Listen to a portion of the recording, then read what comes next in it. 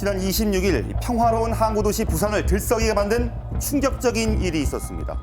한 조선소 화장실에서 2명이 쓰러진 채 발견된 건데요. 단기간 내에 15ppm이 노출이 되면 인체에 유해한 요소가 되는데 저희들이 현장 도착했을 때 250ppm까지 측정이 된 상황이었습니다.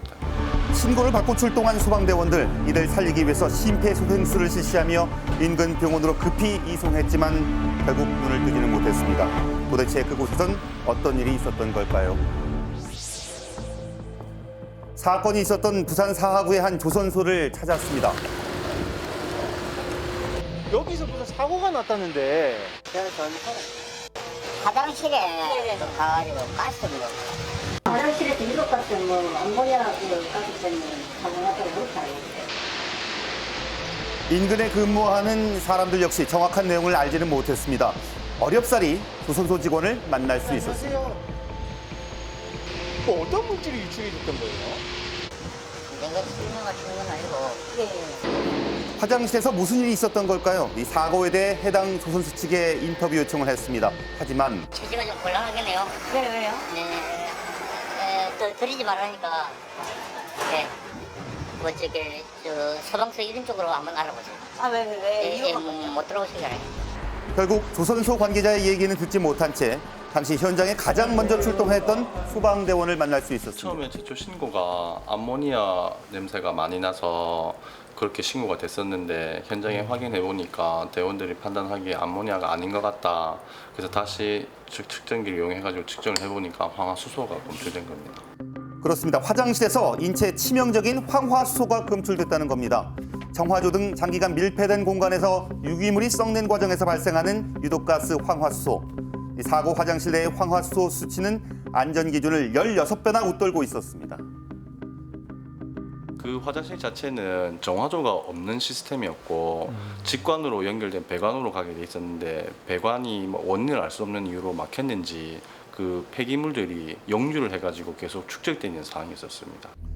사람이 고농도의 황화수소와 접촉하면 실신, 호흡정지에 이어 질식사에 이르게 됩니다. 안타깝게도 당일 파견을 나온 선박전기시설의 외주 업체 직원이었던 두 사람이 봉변을 당했습니다. 잠깐 거기 일을 하러 갔던 거예요? 혹시 그 원인은 혹시 들으셨어요? 그분은 돌아가셨습니다. 네? 어제 그분도 돌아가셨어. 황화수소 그렇게 그냥 그렇게 추정이 된다. 그 추측만 하고 있는 거예요? 그 병원에서 자기들이 볼 때는 그렇게 추정이 된다. 정황상 사인은 부분만 해봐야 한다는 거예요. 현장에서 숨진 직원과 달리 다른 한 명은 병원에서 치료 중이었습니다. 잠시 호흡이 돌아오나 싶었는데 그날 저녁 결국 숨을 거두고 말았습니다. 두 사람의 목숨을 앗아간 유독가스 황화수소. 왜 이런 위험천만한 유독가스가 일상을 침범하고 있는 걸까요? 이것 좀 알아야 될 것 같습니다.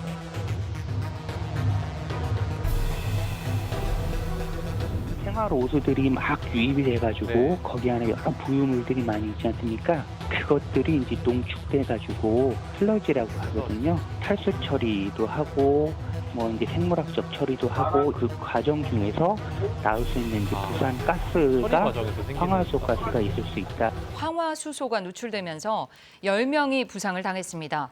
공중 화장실에 들렀던 여고생이 열흘 넘게 의식불명 상태입니다. 기억납니다. 황화수소 사망 사고 처음이 아닙니다. 해수욕장의 공중 화장실에서 여고생이 중독돼서 2달 만에 숨지는가 하면 맞아요. 기억나요. 폐수 처리 업체에서 황화수소가 유출돼서 폭발과 함께 7명의 사상자가 발생하기도 했습니다.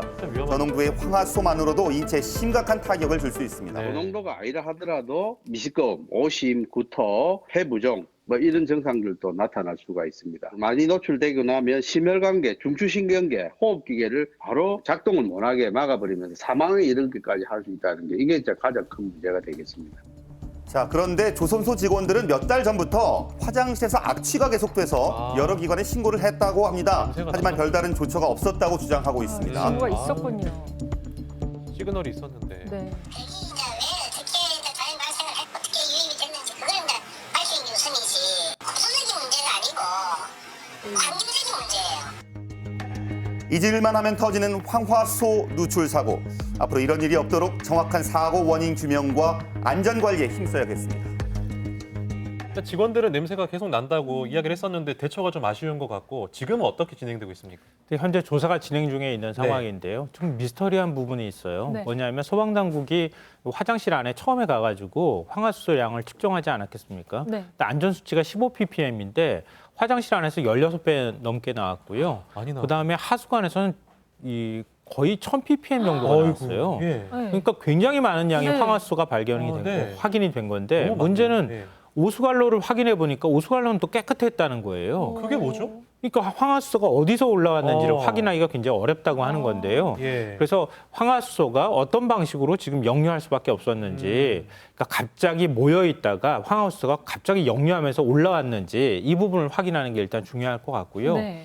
합동 감식이 일단 오는 주말쯤 열린다고 하는데 그렇다 하더라도 사실 문제가 있는 것이 만약에 작업자들이 계속 이제 냄새가 난다고 얘기했으면은 회사 쪽에서 환기시설을 제대로 설치를 한다던가 아니면은 황화수소가 역류하지 못하는 장치를 설치한다던가 이렇게 했어야 되는데 네. 그런 대처를 하지 않았다는 게 이게 가장 큰 문제가 아닐까 싶습니다.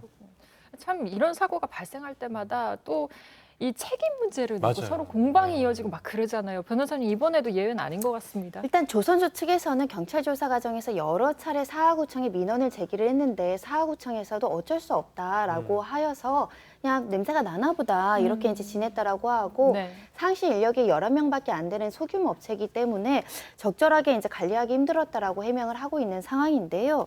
사하구청은 또 2019년부터 현재까지 민원이 관련된 게 없었다. 아, 네. 이렇게 또 반박을 하고 있는 상황이고 페인트 관련 행정지도밖에 없었다라고 이야기를 하는데 중요한 것은 여기서 2명의 사망 사고가 있지 맞습니다. 않았습니까? 정확한 책임 규명 그리고 누가 이렇게 책임을 져야 되는지 이 부분은 분명히 해야 될 것 같습니다. 네.